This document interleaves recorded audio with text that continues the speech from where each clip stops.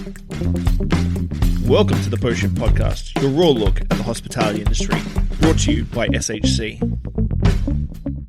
What has happened in Post Shift? Welcome back to another episode of the Post Shift Podcast. Of course, I'm your host, Shawn Soole.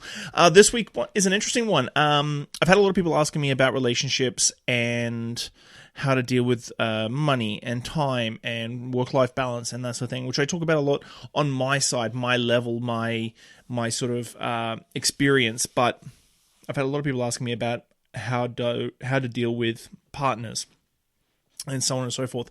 So this one is really hard for me, to be really bluntly honest. I'm very anxious about putting this one out today, mainly because it is something that I keep very private. My home life, my wife, my little girl and stuff is quite private to me, and I try and keep it very separated from my work life, because it is my escape. It's my place where I can be myself to a degree, with someone that tries to accepts me, not necessarily understands me. So I hope you enjoy this episode, guys. Like I said, I'm really anxious about putting this out, because it is sort of pulling the veil back a little bit on my marriage. And so I hope you get a little bit of value out of this. I hope that everybody who sort of wrote in and asked some questions and stuff like that about spending time with your partner get a bit of value from this. I hope that you really do, because it's pretty nice and raw, but it's really talking about a relationship which is very cathartic to a degree, but also a little bit scary to put out there in the world. So I hope you enjoy this episode, guys. Thanks as always for the support, and I'll chat to you real soon. Bye. Okay, so I've had a fair few people ask me lately about relationships and how to deal with family and having a partner, and I'm not really the one to answer that, because I feel that I'm not very good at that at all in any way, shape or form, and this is really difficult for me because I like to keep my private life private, obviously. So what do you think is the biggest takeaway from being in a relationship with someone like me in the hospitality industry? Like someone who's a hospitality entrepreneur, likes to work 100 hours a week, rarely takes full days off, that sort of thing.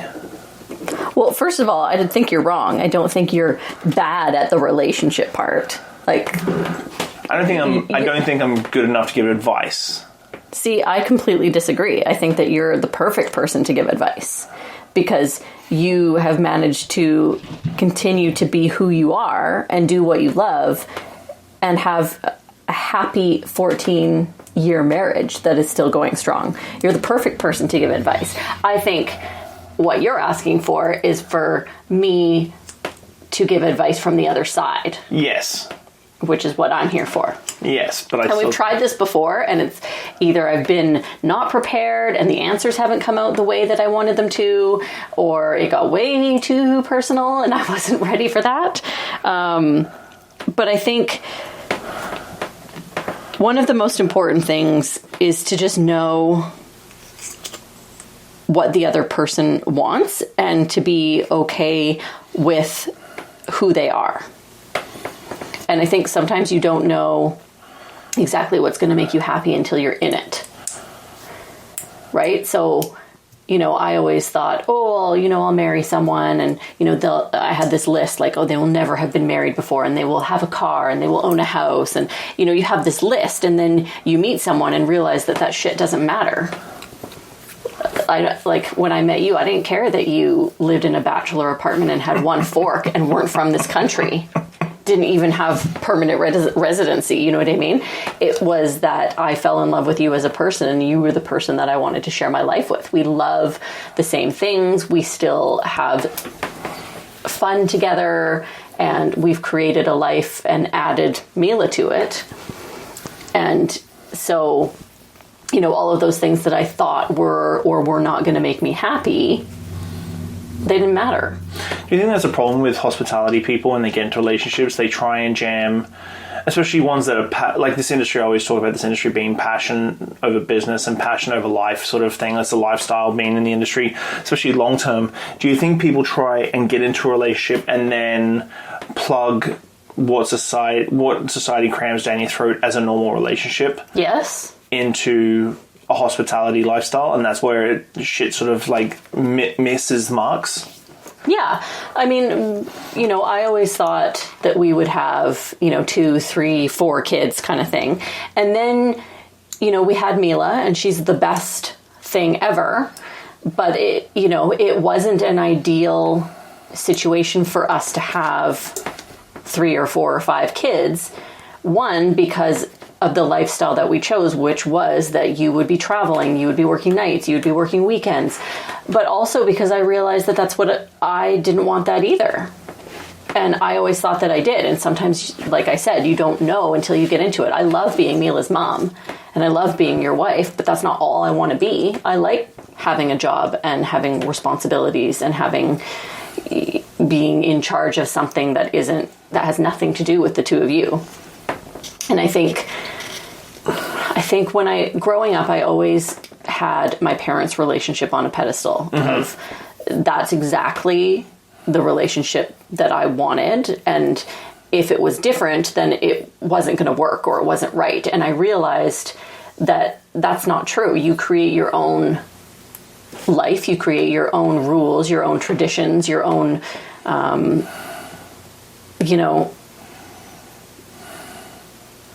sort of, what am I trying to say? You create a way of life that works for the person that you're married to and works for yourself. So, growing up, I thought, if I make dinner, then my husband has to clean up the kitchen because that's what my parents did. Mm-hmm. But you contribute in other ways that, my dad didn't. And I contribute in other ways that my mom didn't. Doesn't mean it's right or wrong or anything like that. And I realized, a lot of people probably look at our life and think, oh my God, like when does Shawn spend any time with his family and, that kind of thing. But they have no real in-depth knowledge as to our day-to-day life. Mm-hmm. And the thing about you is your work and your passions are combined. So you will find a lot of couples, they go to work every day, they come home, they make dinner, do homework with the kids, watch TV, and then on the weekends, they do what they're passionate about. And it just so happens that that's one and the same for you. So growing up, my mom on Saturdays, she would go shopping and my dad would play golf and then he would come home and he would watch more golf. And, my mom didn't do that with him. It wasn't like they sat down together to watch a riveting game of 18 holes. My mom was off doing her stuff. And even now, they still have their own They still have their own lives. My dad, has his golf on Tuesdays and Fridays, but my mom's thing is, she goes out, she's social, she has friends, she has a book club, she spends time with us doing things. And that's, so when I think about the amount of time that we spend together, it's pretty normal. And if you had a normal job, you wouldn't come home and be sewing blankets with me. Do you or doing scrapbooks. Because like when I schedule family time, and a few people have been like, "Oh my God, you schedule it. It's not organic and like thing." Do you take offense to the fact that I schedule hard family time in? Like on Sundays, I know that I'm going to sleep in a little bit. Then I'll do my spirited day at a few things downstairs, and then usually by about 12:30, 1 o'clock, I'm done for the day, and I spend the day with you guys. Do you take offense that I schedule family time the way that I schedule business meetings and projects? No, I would rather you do that than organically not have time to do things because you didn't organize your time. And I think everybody sort of schedules family time. Yeah. You know what I mean? Like, and if you didn't have your schedule the way that it was, then maybe I would need to schedule time for me to do my things. Mm-hmm. Everybody does that. Like, they have schedules. One day, one parent gets to go to the gym. The next day, the next parent does, or whatever. Everybody does it. If people are looking at it from a negative point of view, then that's their problem. But everybody does that. When I look at the lawyers' calendars at my work, all of them schedule their time that they want. Mm-hmm. And it means that they can't book other things in over top of it because otherwise you just get jammed up. Everybody does it. They just don't realize it. Do you think it's difficult when you've got opposing schedules? Like, we're not too bad these days, but like when I was working 3, 4, 5 nights a week, do you think that it's difficult to still get time together? I think that time becomes more precious sometimes when you're super busy, and I've had a hard time putting it into words, but we've been given different opportunities, like everybody, when you went to Singapore, was like, oh my God, how are you dealing with him being away and all that kind of stuff. But at the same time, we'd been married for 10 years at that point, and it gave us an opportunity to be apart from each other, and then to realize, because I don't think a lot of couples get that opportunity in the middle of their marriage, to be apart from each other and realize how much they still love each other. Like, when you see somebody every day, it's true that absence makes the heart grow fonder. And I always joke that if I had a 9-to-5 job and it was normal, you would have divorced me years ago because you would have got sick and tired of me. In no circumstance, regardless of what your job or anything, I will not divorce you. There's no circumstance, in which you choose to live a different work life that is going to make me not want to be with you. And, there have been times where you've been home every single night for months. And then there have been times where you're only home a couple nights, and nothing changes. Do you think I think there's quality over quantity, and I talked to a lot of people about, like, I think a couple of years ago when I was back at school, I got really depressed just going to school and having a few shifts at PAGs, that sort of thing. And I thought that quantity was the way to go, and I find now with, like, that Sunday or the day, COVID's been weird, but, like, today, for instance, like, we went out for a walk, and that quality over quantity is way more important now than it was maybe 5 years ago. Yeah, and I'm not the kind of, like, everybody's different, but I don't, no offense to you, I don't want to spend 24/7 with you. I like to have a little bit of my own time to do things, and I like you to have your time to do things, and when we do end up together doing those things, which is not that rare, it's not us just like, oh, what do you want to do? Oh, what do you want? You know what I mean? It's like, oh, well, we have, like, we have the whole afternoon. What should we do together? That kind of thing. Whereas I feel like there's a lot of people, a lot of other couples where they have the same schedule. They end up coming home and watching TV in separate bedrooms every day. Yeah. So talking about sleep schedules and scheduling and stuff like that, it's been a while since we had a baby in the house, but I know that one of the guys messaged me and said, how did we deal with it? 'Cause I can't really remember it. How did we deal with sleep schedules with baby, me, and you? So it was a bit different. One, I wasn't working for that first year, and then you were working nights and weekends and things like that. And I think it was a little bit rough at the beginning, because all of a sudden your life changes so dramatically, and it wasn't because of one particular thing. It's because you have a child and your life changes. And I think everybody who has a kid together ends up having probably, the same struggle, but for different reasons in terms of their day to day. Because your life changes, you become a new person. And in terms of sleep and stuff, I mean, one of the things that has worked so well for our relationship is that you don't need a lot of sleep, or you can give up sleep where I cannot. So, that is one thing that I am thankful for, is that you're a little bit more lenient with your sleep than I am. But I think it was good because we sorted out who could do what and when, and we just made it work. So with the last question that Josh sent me through was about finances, and he says that this one's a personal question, but I think that it's a good one. I think we've been lucky because you've always had a good job, and that's supported my ridiculous entrepreneurial tendencies in the way of trying to start new things all the time and not necessarily making money straight away. So when we first got together, I think when we first had Dean, that was probably the testament to, like, you weren't in the job that you're in now with the salary you've got now, and I was hourly at Clive's. And so how did you find dealing with that on a financial level? I know a lot of couples, especially ones during COVID, who have had kids and that are only 3-6 months old, that had babies during COVID, and one of them's out of work completely, no maternity leave, no nothing, and then one's on a hospitality paycheck. Yeah, I mean, I think you just have to...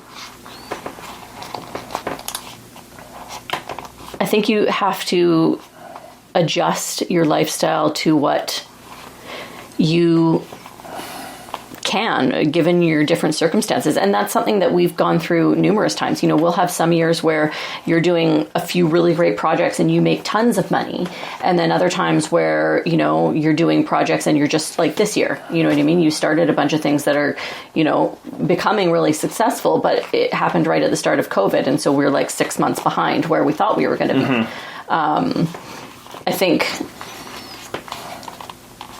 I think everybody, you know, everybody's different. There are some people where, you know, I know some of, you know, Mila's friends' parents, you know, they both have regular jobs. They make great salaries. The big thing for them is, you know, they go on vacations every year that are hugely extravagant, but that's what they want to spend their money on. And I think that and that's what makes them happy. And they're happy doing that. But I wouldn't want you to give up what makes you happy just for more money. I mean, sometimes you have to. Sometimes you have to work somewhere or do a job that you don't love for a while because everybody has to pay their bills. But I think at the end of the day, you know, if somebody came along and handed me $1 million, you know what I mean, I would think, oh, that'll solve all of life's problems, but it doesn't. You know, it doesn't get rid of anxiety or, you know, change relationships or make things better. It's like when people say, oh, let's have a baby and it'll make everything better. No, it won't. And so regardless of financial situations or things like that, no matter what situation we're in, I am happy in my life because of with you and because I have Mila. Like at the end of the day, you know, you hear about people who have won millions of dollars and they end up regretting it. And they lose all their money and they lose friends and they lose family. And so, you know, there's no amount of money or anything that could make up for what we have. I mean, of course, there's going to be struggles in life, financial and all of that. But I think the reason we're still together is because we have at the foundation a solid relationship. And, you know, that's the thing is, you know, you said to me like, oh, you know, is our relationship complicated? Our relationship isn't complicated at all. Life is complicated. And that's the thing is there's two separate things. And I think that the people that you see who have been married for years and years and years, it doesn't mean that they haven't had struggles. It means that they've gone through them together and they've had a good foundation. If you had one piece of advice left for people in the hospitality industry trying, because I know so many younger people, I think the hard thing with the younger generation is that they get into this industry for pure passion and they want those junket trips and they want those things, and that always is entailed into long hours, sacrifices, not having weekends off, stuff like that. And I think the key to it is being transparent about who you are from the get-go and sort of saying like, you know, this is me, this is what I want out of life, like out of my career. And it's not going to be the same as if I was a stockbroker or a day trader or something like that. Like to get ahead in the industry, you have to work twice as hard, especially here in Victoria, to prove you're half as good. To get that notoriety and to get that extra bit of money in it, and what would normally take someone a year and a half in a big company would take you 5 to achieve that sort of same sort of financial freedom that the industry can bring. But do you think what's your last piece of advice for couples who might be listening and going through, or bartenders who are listening and going through issues in relationships right now? What do you think is the biggest thing that has helped us? I think communication, us being able to talk to each other and say exactly what we're feeling without getting mad at the other person. And you can, you know, be frustrated or hurt or whatever, but you have to let the other person talk and tell you what they're feeling. And you have to not put yourself in their shoes, but put yourself in their mindset and try and see it. I mean, not everybody can do that. And so I think that's where we're lucky is, you know, if I say something to you and say like, this is how I'm feeling, you listen to me and you think about it from my point of view. And I do the same for you. And I think this is going to be a really strange analogy, but we watched this movie the other night called The Zookeeper. And this guy is in love with his girlfriend and he asks her to marry him, and she says no, because he hasn't turned out to be the person that she wanted him to be. And he spends all of this time trying to get her back, and he switches jobs, and then he realizes that that's not who he is. And that's the thing, is that I would never change who you are. I would never want you to be anybody else. I wouldn't want you to all of a sudden wake up one day and say, oh, I think I'm going to go to law school. I didn't marry a lawyer. I don't want to be married to a lawyer. I want to be married to you. And part of who you are is this and what you do. And I've seen it in hospitality, where you see people like you who are so passionate, and then they end up having they get married and they have a kid, and they need, that their wife or husband thinks that they need a more, real solid job, and they go and they do, construction, or they go get a job at a bank or something, and they hate it, and they end up going back to hospitality. And so just don't try and change somebody. If you love somebody and you want to be with them, be with them. And if they're in the hospitality industry and that's what they want to do, then that's what they want to do. And if that bothers you enough that you don't want to be with them, then don't be with them. Wow. And on that note, that is a perfect ending to the podcast. Thanks, baby. Thanks for listening, Pose Shifters. I hope you enjoyed that episode. I really enjoy sitting down with friends and peers and just chatting about the industry and getting down to the nuts and bolts of what's really going on out there. Make sure you like, subscribe, comment, everything on all the platforms. Just hit it up and I'll do my best to answer any queries or questions you have. I'll see you next week, guys. Bye.